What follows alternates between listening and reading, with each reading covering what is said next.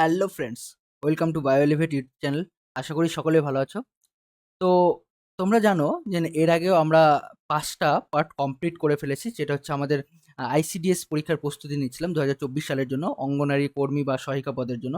আর সেখানে আমরা বলেছিলাম যে লাইফ সায়েন্সের পুরো পার্টটা, যেটা হচ্ছে পুষ্টি ও স্বাস্থ্য, সেটা আমরা পুরোপুরি কমপ্লিট করব। এবং এর আগে আমরা অলরেডি ৫টা পার্ট কমপ্লিট করে ফেলেছি। আজকে তার শেষ পার্ট, ঠিক আছে? আজকে ৬ নম্বর পার্ট। আর এটা করলে পারে একদম 100% শিওর যে তোমাদের এই পুষ্টি এবং স্বাস্থ্য থেকে যে সমস্ত কোশ্চেন আসবে, ঠিক আছে, এখান থেকে আসবে, এখান থেকেই তুলবে।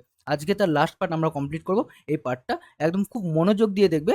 এই পার্টটা কি হচ্ছে, আগের যে ৫টা পার্ট ছিল সেই ৫টা পার্টেরই একটা জিস্ট করা আছে, ঠিক আছে? সেই জিস্টটা আজকে আমরা কমপ্লিট করব। চলো তাহলে দেরি না করে শুরু করি আমরা। আচ্ছা, আজকে এই যে ৬ নম্বর পার্ট, ঠিক আছে? এই ৬ নম্বর পার্টে আমরা কি বললাম, যে আমরা জিস্টগুলো পড়াশোনা করব, ঠিক আছে?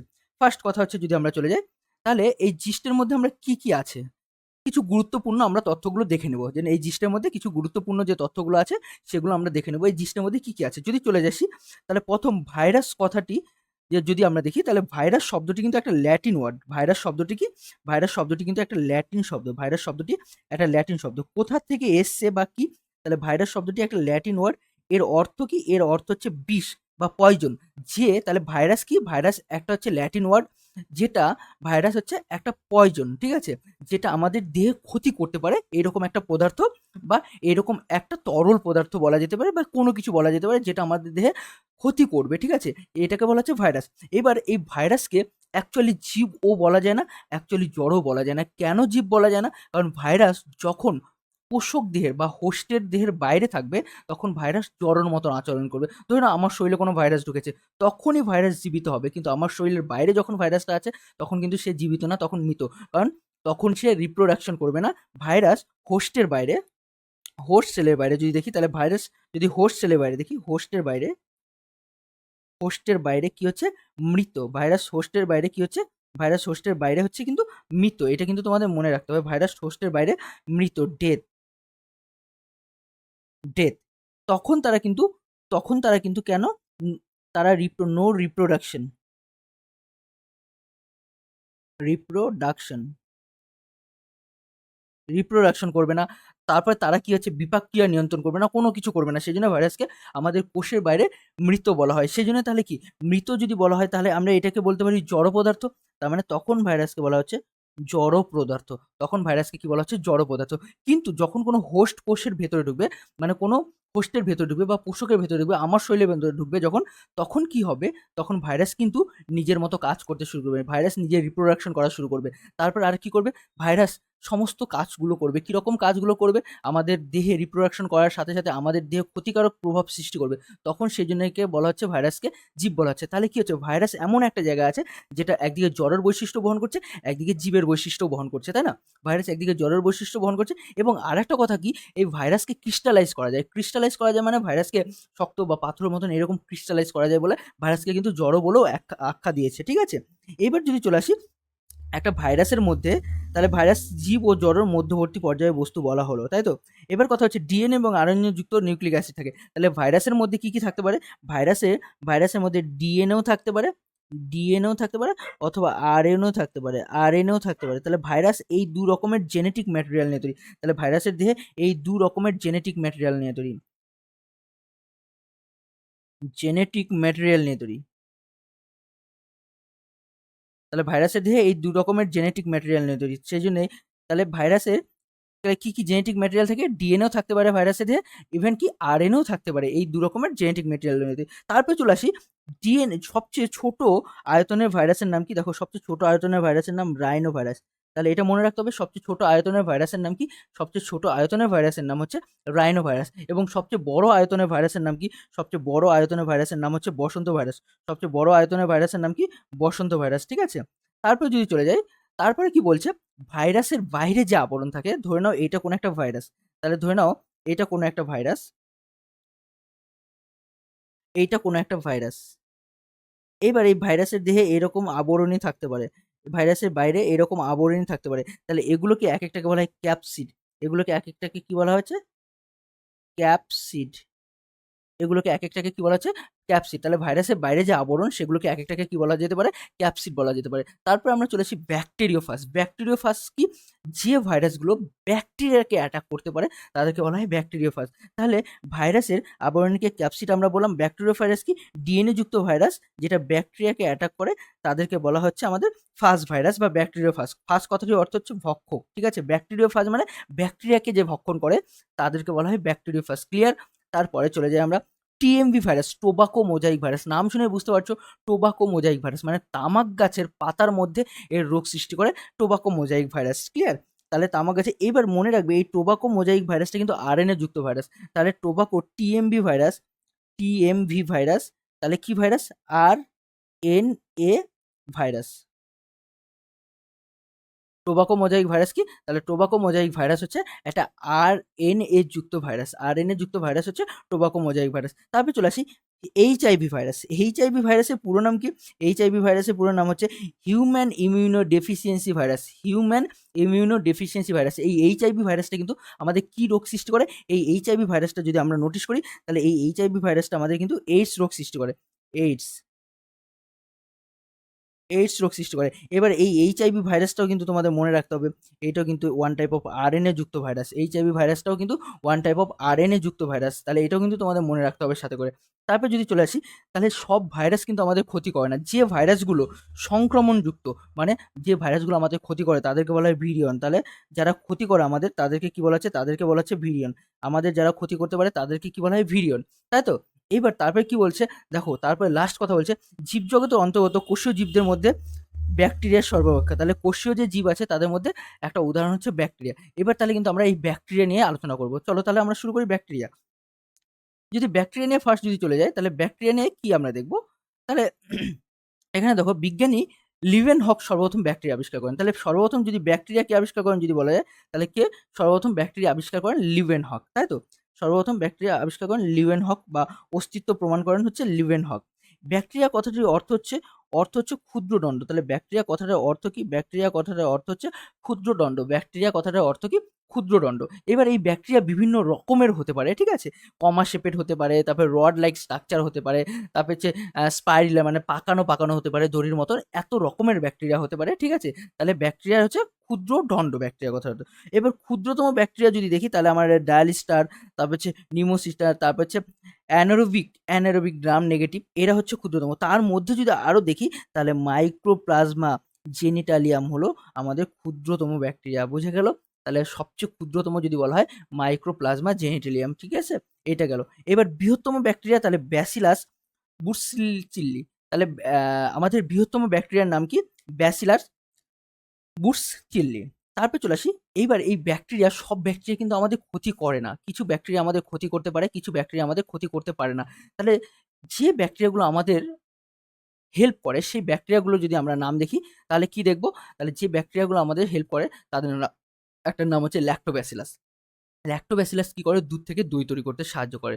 তারপরে যদি চলে আসি ইকলি, এস্চেরিয়া কলাই। তাহলে এস্চেরিয়া কলাই আমাদের ভিটামিন বি12 তৈরি করে। এরকম প্রচুর ব্যাকটেরিয়া আছে যারা আমাদেরকে হেল্প করছে, ঠিক আছে? তাহলে সব ব্যাকটেরিয়া কিন্তু আমাদের ক্ষতি করে না। কিছু ব্যাকটেরিয়া আমাদের হেল্পও করতে পারে। তাহলে চলে আসি এই উপকারী ব্যাকটেরিয়াগুলো কি? যেমন অ্যাজাটোব্যাক্টর। উপকারী ব্যাকটেরিয়াগুলো কি?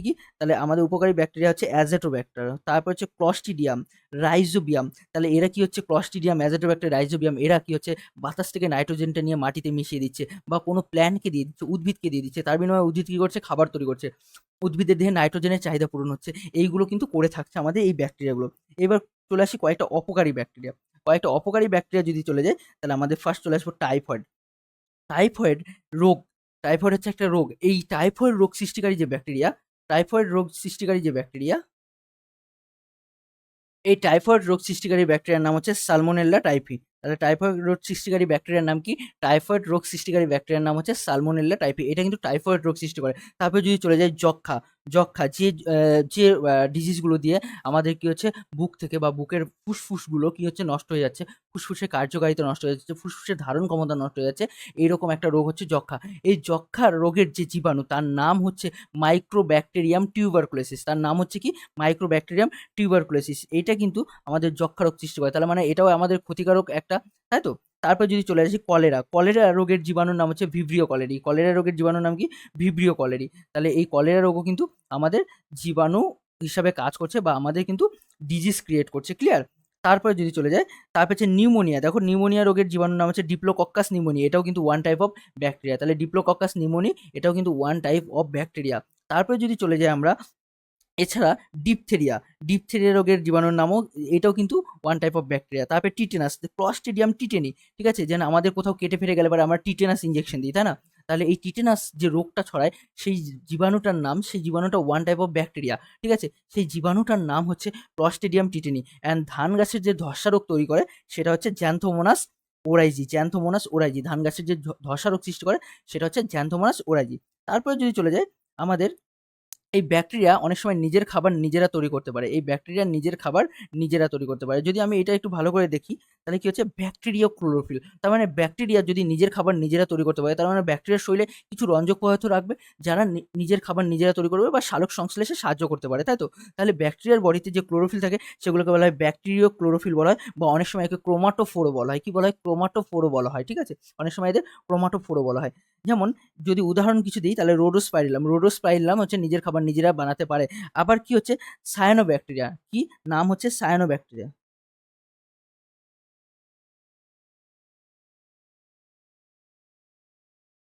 সায়ানোব্যাকটেরিয়া। সায়ানোব্যাকটেরিয়াও কিন্তু নিজের খাবার নিজেরা বানাতে পারে। তারপরে কি চলে আসে আমরা, ম্যালেরিয়া পরজীবী। ম্যালেরিয়া ওয়ান টাইপ অফ কি হচ্ছে? ডিজিজ, তাই তো? ওয়ান টাইপ অফ ডিজিজ, রোগ।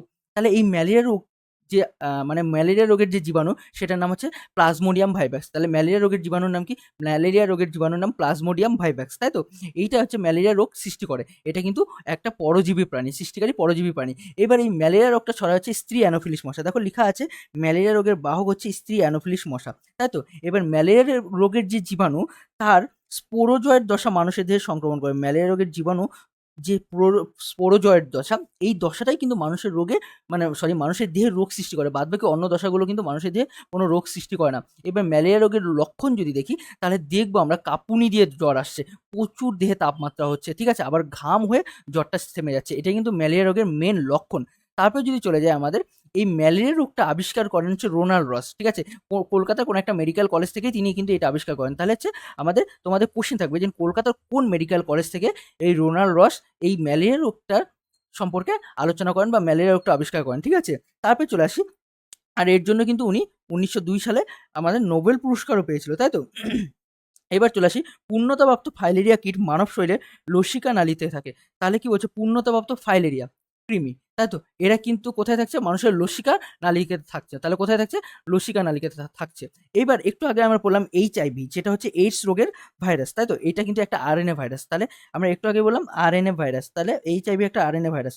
আচ্ছা, এবার ম্যালেরিয়া রোগে আরেকটা যদি দেখো, তীব্র জ্বরে ৫ ঘন্টা পরে ম্যালেরিয়া রোগের জীবাণু রোগীর যথাযথভাবে পাওয়া যায়। তাহলে যখন জ্বর হবে, জ্বরের সময় কিন্তু ম্যালেরিয়া রোগের জীবাণু পাওয়া যাবে না। জ্বরের ৫ ঘন্টা পরে ম্যালেরিয়া রোগের জীবাণু যদি বা পরজীবী রোগীর রক্তে পাওয়া যাবে কিন্তু। আর যদি ৫ ঘন্টা পরে আমরা টেস্ট করি, তাহলে আমরা প্রপার রেজাল্ট পাবো। ৫ ঘন্টার আগে কিন্তু আমরা সেরকম কোনো রেজাল্ট পাবো না। ক্লিয়ার? তারপরে চলে যাই আমরা, তারপরে যদি পার্টটা দেখি আমাদের,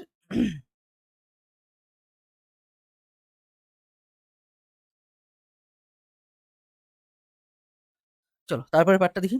প্লাজমোডিয়াম ভাই, তারপরে কি বলছে দেখো, প্লাজমোডিয়াম ফ্যালসিফেরাম মানবদেহে ম্যালিগন্যান্ট ম্যালেরিয়া সৃষ্টি করে। তাহলে তারপর যদি চলে যায় লেসমেনিয়াম ডোনিভালিন, তাহলে কি হচ্ছে? লেসমেনিয়া ডোনোভ্যানি, এইটা হচ্ছে আমাদের বালু মাছি, ঠিক আছে? এই যে রোগটা, এই রোগটা ছড়ায় হচ্ছে বালু মাছি দ্বারা বা স্যান্ড ফ্লাই দ্বারা, এই রোগটা কিন্তু ছড়ায়। তারপরে যদি চলে আসে রেট্রোভাইরাস, রেট্রোভাইরাসের আরএনএ থেকে ডিএনএ উৎপন্ন হয় এবং আরএনএ পলিমারেজ দ্বারা, তাহলে কি হচ্ছে? রেট্রোভাইরাস কাদের বলা হচ্ছে? যে সমস্ত ভাইরাসের জেনেটিক ম্যাটেরিয়াল হচ্ছে আরএনএ, তাদেরকে বলা হয় রেট্রোভাইরাস। তাহলে যাদের জেনেটিক ম্যাটেরিয়াল আরএনএ, তাদেরকে বলা হচ্ছে রেট্রোভাইরাস। তারপরে যদি চলে যায়, তারপরে কি বলছে? ভেক্টর কাকে বলে? ভেক্টর, তাহলে ভেক্টর কাকে বলে? যে সমস্ত উদ্ভিদ বা প্রাণী ভাইরাস সংক্রমণে সহায়তা করে, যেমন মাছি বা আমাদের মশা দেখলাম ম্যালেরিয়া রোগ স্প্রেডিং করছে। তাহলে এই যে উদ্ভিদ বা প্রাণী যারা রোগ সংক্রমণে সাহায্য করছে, রোগটাকে বিস্তার ঘটাচ্ছে, তাদেরকে বলা হয় ভেক্টর। ক্লিয়ার? তারপরে ব্যাকটেরিয়ার দেহে সংক্রমণ ভাইরাসকে ফাজ ভাইরাস বলে বা ব্যাকটেরিওফাজ বলে। তাহলে যে সমস্ত ভাইরাস ব্যাকটেরিয়াকে অ্যাটাক করতে পারে, যে সমস্ত ভাইরাস ব্যাকটেরিয়াকে অ্যাটাক করতে পারে, তাদেরকে বলা হচ্ছে ফাজ ভাইরাস, ঠিক আছে? ক্লিয়ার? আচ্ছা, তারপরে চলেছে, বা সরি ব্যাকটেরিওফাজ বলা হয়। আবার যে সমস্ত ভাইরাস অন্য ভাইরাসের সাহায্যে পোষক দিয়ে প্রবেশ করে তাদের স্যাটেলাইট ভাইরাস বলা হয়। তাহলে ধরে নাও যে ভাইরাসগুলো অন্য ভাইরাসের সাহায্যে কোনো একটা পোষকের দিয়ে প্রবেশ করছে তাদেরকে বলা হয় satellite virus. Clear? Satellite virus কাকে বলে? দেন কোনো একটা ভাইরাস অন্য ভাইরাসের হেল্প নিয়ে পোষকের দেহে প্রবেশ করছে তাদেরকে বলা হচ্ছে স্যাটেলাইট ভাইরাস। বসন্ত ভাইরাস একটা হচ্ছে লিপো ভাইরাস। বসন্ত ভাইরাস লিপো ভাইরাস মানে এটা হচ্ছে লিপিড দিয়ে তৈরি হচ্ছে, লিপিড দিয়ে তৈরি ছিল বলে বসন্ত ভাইরাসকে লিপো ভাইরাস বলা হয়। ঠিক আছে? তারপরে কি হচ্ছে ক্যাপসিডবিহীন ভাইরাসকে ভিরিয়ন বলা হয়। তাহলে ক্যাপসিড একটা হচ্ছে ভিরিয়ন বলা হচ্ছিল। এবার ক্যাপসিডবিহীন ভাইরাসকে কি বলা হচ্ছে? ভিরিয়ন। আর সংক্রমণযোগ্য ভাইরাসকেও ভিরিয়ন বলা হচ্ছিল কিন্তু বা ভিরুলেন্ট ভাইরাস বলা হচ্ছিল। তাহলে ক্যাপসিডযুক্ত ভাইরাসকে ভিরিয়ন বলা হয়। সংক্রমণযোগ্য ভাইরাসকেও ভিরিয়ন বলা হয়, একককেও ভিরিয়ন বলা হয়। তাহলে একই জিনিস কিন্তু। ঠিক আছে? এবার ক্যাপসিডের একককে কি বলা হচ্ছে? ক্যাপসোমিয়ার। তাহলে ক্যাপসিডটা কি? ভাইরাসের বাইরে যে আবরণ, প্রোটিন জাতীয় আবরণ সেগুলোকে ক্যাপসিড বলা হচ্ছে। এইবার এই ক্যাপসিডের একেকটাকে বলা হচ্ছে ক্যাপসোমিয়ার। এই একেকটাকে বলা হচ্ছে কি? ক্যাপসোমিয়ার। তাহলে ক্লিয়ার? ক্যাপসিড কি জিনিস? ভাইরাসের বাইরে যে আবরণ সেগুলো প্রোটিন জাতীয় সেগুলোকে ক্যাপসিড এবং ক্যাপসিডের একেকটি ইউনিটকে বলা হচ্ছে ক্যাপসোমিয়ার। তারপরে চলে আসি আমরা ব্যাকটেরিওফাজ একটি উপকারী ভাইরাস। ব্যাকটেরিওফাজ কি? একটা উপকারী ভাইরাস, তাই তো? ব্যাকটেরিওফাজ আমরা জানি কিন্তু একটা উপকারী ভাইরাস। তারপরে কি বলছে? ইন্টারফেরন কি? ইন্টারফেরন হচ্ছে কোনো ভাইরাস যদি আমাদের শরীরে ঢোকে, আমাদের শরীর থেকে বা আমাদের কোষ থেকে যে টক্সিক পদার্থ করিতে হবে, যেটা ভাইরাসকে মারতে সাহায্য করবে বা ভাইরাস প্রতিরোধী পদার্থ, তাকে বলা হচ্ছে ইন্টারফেরন। তারপরে কি বলেছে? আমাদের ক্ষুদ্রতম ব্যাকটেরিয়া কি হচ্ছে? ডায়ালিটার হচ্ছে একটা ক্ষুদ্রতম ব্যাকটেরিয়া। ঠিক আছে? তারপর হচ্ছে এস্টেরিয়া কলাই বলা আছে দেখো একটা সন্ধানী ব্যাকটেরিয়া মানে কি? যারা কোহল সন্ধানে সাহায্য করে। তার মানে যারা ইথাইল অ্যালকোহল তৈরি করে তাদেরকে সন্ধান প্রক্রিয়া বলা হয়। ঠিক আছে? তারপরে চলে আসি, দেখো একটা ভাইরাসের নাম বলা আছে যেটা হচ্ছে বায়ুজীবী, মানে অক্সিজেনের সাহায্যে এরা রেসপিরেশন করে। তাহলে এর নামটা কি বলছে? কর্নি ব্যাকটেরিয়াম ডিপথেরি হচ্ছে একটা বায়ুজীবী ব্যাকটেরিয়া। তারপরে দেখি ক্লস্ট্রিডিয়াম টিটেনি, আমরা একটু আগে বললাম যেটা টিটেনাস রোগ সৃষ্টি করে। তাহলে সেটা কি? দেখো অবায়ুজীবী ব্যাকটেরিয়া। তার মানে এ অক্সিজেন ছাড়া শ্বসন ক্রিয়া সম্পন্ন করবে, সেই জন্য অবায়ুজীবী বা অ্যানঅ্যারোবিক বলা হচ্ছে, বা কি বলা হচ্ছে? অ্যানঅ্যারোবিক। এবার চলে আসছে টিউবারকুলোসিস। যক্ষা রোগের যে জীবাণুর নাম সেটা হচ্ছে মাইকোব্যাকটেরিয়াম টিউবারকুলোসিস। এবং যক্ষা রোগের যে আমাদের ভ্যাকসিন সেটা হচ্ছে বিসিজি। যক্ষা রোগের ভ্যাকসিনের নাম কি? বিসিজি। তারপরে চলে আসি, তারপরে দেখো একটা বৃহত্তম ব্যাকটেরিয়ার নাম দিয়েছে থায়োমার্গারিটা হচ্ছে আমাদের বৃহত্তম ব্যাকটেরিয়া। এবার যে সমস্ত ব্যাকটেরিয়া নিম্ন তাপমাত্রায় বসবাস করে তাকে সাইক্রোফিলিক বলা হয়। যারা উচ্চ তাপমাত্রায় বসবাস করে তাদেরকে বলা হয় থার্মোফিলিক, তাই তো? আর যারা নিম্ন তাপমাত্রায় বসবাস করে বা খুব মাইনাস টেম্পারেচারে বসবাস করে তাকে বলা হয় সাইক্রোফিলি বলা হচ্ছে। ক্লিয়ার? তারপর হচ্ছে জিওডিয়াসিস রোগের কারণ হচ্ছে প্রোটোজোয়া। আর ফাইলেরিয়া রোগের বাহক হচ্ছে কিউলেক্স মশা। আর একটু আগে আমরা বললাম দুধ থেকে দই তৈরি করতে সাহায্য করছে ল্যাক্টোব্যাসিলাস। এই ল্যাক্টোব্যাসিলাস কি করছে? দুধের মধ্যে থাকা দুধের মধ্যে থাকা ল্যাক্টোজেনকে কিসে রূপান্তরিত করছে? ল্যাকটিক অ্যাসিডে রূপান্তরিত করছে, ফলে দই হয়ে যাচ্ছে। ক্লিয়ার? এই অবধি। তারপরে চলে যাই আমরা। তারপরে দেখো বলছে মটর গাছের মূলের অর্বুদে বসবাসকারী ব্যাকটেরিয়া হলো রাইজোবিয়াম। যদি আমরা সিম জাতীয় গাছ দেখি তাহলে আমরা সিম জাতীয় গাছের মূলের মধ্যে দেখবো, এটা যদি শিকড় হয় এই শিকড়ের মধ্যে দেখবো এরকম টিউমার তৈরি করে আছে, এগুলোকে বলা হয় অর্বুদ। আর এই টিউমারের মধ্যে থাকে rhizobium one type of bacteria. ঠিক আছে? যারা কি করছে? নাইট্রোজেন সংবর্ধনে বা নাইট্রোজেন ফিক্সেশনে সাহায্য করছে, বাতাসের নাইট্রোজেনটাকে নিয়ে মাটিতে মিশিয়ে দিচ্ছে। এই যে সিম জাতীয় গাছের শিকড়ের সাথে এদের যে সম্পর্ক বা সিম গাছের সাথে যে এদের সম্পর্ক, এই রকম সম্পর্ককে বলা হয় মিথজীবিতা। তার মানে কি? দুজনকে হেল্প করে বেঁচে থাকছে, দুজনেরই পজিটিভ হচ্ছে, দুজনেরই লাভ হচ্ছে। তারপরে চলে আসি মামস, মিসেলস, রুবেলা, এই তিনটা ভাইরাসকে মিলে একসাথে যে ভ্যাকসিন বানানো হচ্ছে সেই ভ্যাকসিনের নাম হচ্ছে MMR ভ্যাকসিন। সেই ভ্যাকসিনের নাম কি? MMR vaccine. তারপরে চলে আসি ব্যাকটেরিয়ার ডিএনএ কে নিউক্লিয়াস বলা হয়। ব্যাকটেরিয়ার ডিএনএ কে কি বলা হয়? নিউক্লিয়াস বলা হয়। নিউক্লিয়াস কাকে বলা হয়? ব্যাকটেরিয়ার ডিএনএ কে নিউক্লিয়াস বলা হয়, কারণ এই ব্যাকটেরিয়ার ডিএনএ কে নিউক্লিয়াস বলা হচ্ছে। তারপরে ব্যাকটেরিয়ার কোষে মাইটোকন্ড্রিয়া থাকে না, কারণ ব্যাকটেরিয়ার কোষে মাইটোকন্ড্রিয়া থাকছে না কারণ ব্যাকটেরিয়ার কোষে কোনো পর্দা ঘেরা কোষ অঙ্গাণু থাকে না। ব্যাকটেরিয়ার দেহে কোনো পর্দা ঘেরা কোষ অঙ্গাণু থাকে না, মাইটোকন্ড্রিয়া থাকে না, তারপর হচ্ছে রাইবোজোম সেরকম থাকে না, তারপর হচ্ছে প্লাস্টিড সেরকম ভাবে থাকে না। তাহলে এরকম ব্যাপারটা হচ্ছে। তারপরে পেনিসিলিন অ্যান্টিবায়োটিক পাওয়া যায় পেনিসিলিয়াম নোটেটাম নামক ছত্রাক থেকে। পেনিসিলিন যে আমাদের অ্যান্টিবায়োটিক সেটা পেনিসিলিয়াম নোটেটাম নামক এক ধরনের ছত্রাক থেকে কিন্তু পাওয়া যায়। তারপর হচ্ছে চলে আসি সিফিলিস রোগের জন্য দায়ী সেই জীবাণুটার নাম কি? ট্রিপ্লোলেমা জাম বলা হচ্ছে, ট্রিপ্লোলেমা প্যালিজাম। ডেঙ্গি রোগের বাহককে এডিস মশা, ডেঙ্গি রোগটা যে বহন করে সেটা হচ্ছে এডিস মশা, তাই তো। তারপরে যদি চলে আসি, ম্যালেরিয়া রোগের চিকিৎসার ক্ষেত্রে কি ব্যবহার করা হয়? কুইনাইন। কোথা থেকে পাওয়া যায়? এটা তোমাদের হোমওয়ার্ক। কুইনাইন কোথা থেকে পাওয়া যায়? কুইনাইন কোথা থেকে পাওয়া যায়? রেসারপিন কোথা থেকে পাওয়া যায়? ঠিক আছে, এটা তোমাদের হোমওয়ার্ক থাকলো। এবার আলুর বিলম্বিত ধসা রোগ তৈরি করে কে? ছত্রাক। এবং আর ই কলি ব্যাকটেরিয়া আমাদের একটা হেল্পিং ব্যাকটেরিয়া, যেটা কি করে আমাদের ভিটামিন বি 12 সংশ্লেষ করে। তাহলে ই কলি ব্যাকটেরিয়া একটা হেল্পিং ব্যাকটেরিয়া আছে, যেটা কি হচ্ছে ভিটামিন বি 12 তৈরি করে, আমাদের অন্ত্রে থাকে, ক্ষুদ্রান্তে থাকে, যেটা আমাদের এই যে ই কলি ব্যাকটেরিয়া আমাদের যে ভিটামিন বি 12 তৈরি করে দিল, তাহলে আমাদের সাথে ই কলি ব্যাকটেরিয়ার সম্পর্ক সেই মিথজীবিতার সম্পর্ক, দুজন দুজনকে হেল্প করে বেঁচে থাকছে, তাই তো।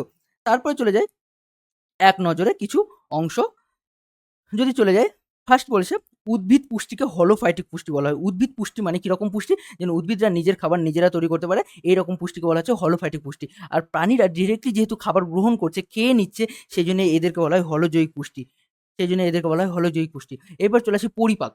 পরিপাক মানে কি? খাবারটাকে ব্রেক ডাউন করে দেওয়া, খাবারটাকে ভেঙে দেওয়া, যেন আমরা যে খাবার খাচ্ছি সেই খাবারটাকে পাকস্থলিতে গিয়ে যে ভেঙে যাচ্ছে, সেই পদ্ধতির নাম হচ্ছে পরিপাক। এই পরিপাক তিন ধরনের হয়। একটা হচ্ছে অন্তঃকোষীয়, অন্তঃকোষীয় মানে প্রত্যেকটা কোষের মধ্যে হবে, সেটা হচ্ছে অ্যামিবা, অ্যামিবা অন্তঃকোষীয় পরিপাক করে। একটা হচ্ছে বহিঃকোষীয়, বহিঃকোষীয় মানে কোষের বাইরেও পরিপাক করতে পারে, কেঁচো, তারপরে ব্যাঙ, মানুষ কোষের বাইরেও পরিপাক করে। যেমন দেখো, আমরা যখন খাবারগুলো খাচ্ছি, খাবারগুলো মুখের মধ্যে ভাঙছি, নট কোষের মধ্যে, খাবারগুলো মুখের মধ্যে ভাঙছি, সেখান থেকে পাকস্থলিতে যাচ্ছে, পাকস্থলিতে ভেঙে দিচ্ছে, তাই তো। তারপরে সেখান থেকে ক্ষুদ্রান্ত হয়ে যাচ্ছে, সেখানেও কিছুটা ভাঙছে, তাহলে এগুলো হচ্ছে আমাদের বহিঃকোষীয় পরিপাক। আর যদি হাইডা দেখি, এ অন্তঃকোষীয় এবং বহিঃকোষীয় দুই রকমের পরিপাক করতে পারে। তাহলে এইবার চলে আসি, আমরা বললাম যে আমরা মুখের মধ্যে খাবারটা ভাঙছি, তাই তো। যখন আমরা খাবারটা খাচ্ছি, দেখো মুখের মধ্যে চিবোচ্ছি, আর মুখের মধ্যে থেকে যে লালা খরিত হচ্ছে, সেই লালাগুলো দিয়ে কি করছে? কেবলমাত্র কার্বোহাইড্রেট জাতীয় খাবার ভাঙছে। তাহলে মুখের যে লালা, মুখের মধ্যে কেবলমাত্র কার্বোহাইড্রেট বা গ্লুকোজ জাতীয় খাবার ভাঙতে সাহায্য করে। ক্লিয়ার? পাকস্থলিতে কি ভাঙে? প্রোটিন ও ফ্যাট জাতীয় খাবার ভাঙে। তাহলে পাকস্থলিতে কি ভাঙছে? প্রোটিন এবং ফ্যাট জাতীয় খাবার ভাঙছে। এবং ক্ষুদ্রান্তে কি ভাঙছে? ক্ষুদ্রান্তে কি ভাঙছে? শর্করা, প্রোটিন, ফ্যাট, এইগুলো সমস্ত কিছুই কিন্তু ক্ষুদ্রান্তে ভাঙছে। এবং পিত্ত লবণ, মেইনলি মনে রাখবে, পিত্ত লবণ বা গোল্ড ব্লাডার থেকে যেগুলো রিলিজ হয়, বা গোল্ড ব্লাডার পিত্তথলি থেকে যে পিত্ত লবণ, সেটা কিন্তু ফ্যাট বিপাকে অংশগ্রহণ করে, মানে ফ্যাটকে ব্রেকডাউন করতে সাহায্য করে। তারপরে চলে আসি, যদি কোনো লোকের যদি প্রোটিনের ঘাটতি হয়, প্রোটিনের অভাব হয়, তাহলে কি হচ্ছে? কোয়াশিয়কর ও ম্যারেসমাস রোগ হয়। কি হচ্ছে? কোয়াশিয়কর এবং ম্যারেসমাস রোগ হয়। এবার চলে যায় প্রোটিনের শনাক্তকরণ পরীক্ষার নাম কি? বিউরেট পরীক্ষা। প্রোটিনের শনাক্তকরণ, যে আমাদের দেহে প্রোটিন আছে কিনা বা কোনো উপাদান প্রোটিন কিনা, সেটাকে পরীক্ষা করার পদ্ধতির নাম হচ্ছে বিউরেট পরীক্ষা। এবার চলে আসি, আমাদের প্রকৃতিতে টোটাল 20 রকমের অ্যামাইনো অ্যাসিড আছে। আর অ্যামাইনো অ্যাসিড কি? প্রোটিনের গঠনগত একক হচ্ছে অ্যামাইনো অ্যাসিড। মানে প্রোটিন যদি তৈরি হয়, সেটা কিন্তু অ্যামাইনো অ্যাসিড নিয়ে তৈরি হচ্ছে। ঠিক আছে? এবার পাকস্থলীতে গ্যাস্ট্রিক গ্রন্থি থেকে উৎপন্ন হয় কি? পেপসিন। তাহলে একটা উৎসেচকের নাম, যেটা গ্যাস্ট্রিক গ্রন্থি থেকে উৎপন্ন হয়, তাহলে সেটা হচ্ছে পেপসিন। আর একটা হচ্ছে উদ্ভিদের মূল উপাদান, ঠিক আছে? উদ্ভিদের কোষের মূল উপাদান যেটা কার্বোহাইড্রেট, সেটা অ্যাকচুয়ালি কার্বোহাইড্রেটটা হচ্ছে অ্যাকচুয়ালি স্টার্চ। স্টার্চ হিসাবেই জমা করে রাখে উদ্ভিদ।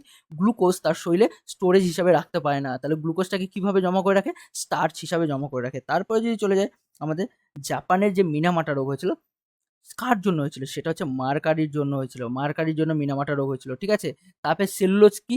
সেলুলোজ হচ্ছে আয়নার মধ্যে যে প্রলেপ ব্যবহার করা হয়, ঠিক আছে? সেটা হচ্ছে সেলুলোজ। সেলুলোজে আয়নার মধ্যে প্রলেপ ব্যবহার করা হয়। একটা অপরিহার্য অ্যামাইনো অ্যাসিড, যেটা আমাদের দেহে তৈরি হয় না কিন্তু আমাদের জন্য খুবই দরকার, সেটা হচ্ছে থ্রিওনিন। সেটা থ্রিওনিন, তাই তো। এবার বলছে সমাজ বয়সের পূর্বে শিশুদের অগ্নাশয় রয়েছে অ্যামাইলেজ থাকে না, কেন? বলছে অ্যামাইলেজ কার্বোহাইড্রেটকে ব্রেকডাউন করে, তাই তো। তাহলে শিশুদের প্রথম অবস্থায়, 6 মাস অবস্থায় দেখো কোনো কার্বোহাইড্রেটই খাওয়ানো হয় না, কারণ মায়ের দুগ্ধ খেয়ে তারা বড় হয়, সেই জন্য তাদের অ্যামাইলেজের কোনো পরিবর্তন, প্রয়োজন হয় না। পাকস্থলীতে এইচসিএল যে খরিত হয়, সেটা কোন কোষ থেকে? অক্সিনটিক কোষ থেকে এইচসিএল খরিত হয় পাকস্থলীতে, তাহলে অক্সিনটিক কোষ থেকে এইচসিএল তৈরি হয়। এবার মাংসপেশিতে যে প্রোটিন থাকে, তাহলে অ্যাক্টিন, মায়োসিন, এগুলো হচ্ছে মাংসপেশির প্রোটিন। মাংসপেশির মধ্যে যে প্রোটিন থাকে, সেগুলোর নাম কি? অ্যাক্টিন অ্যান্ড মায়োসিন, ঠিক আছে? তারপর চলে আসি, অ্যামোনিয়া বৃহৎদন্ত্রে শোষিত হয়। তাহলে কোথায় অ্যামোনিয়া শোষিত হয়? বৃহৎদন্ত্র। ক্ষুদ্রান্তে কিন্তু শোষিত হয় না, অ্যামোনিয়া বৃহৎদন্ত্রে শোষিত হয়। তারপর বলছে পাকস্থলীর প্রাচীর প্রোটিন নির্মিত হওয়া সত্ত্বেও পেপসিন দ্বারা পাচিত হয় না, কেন?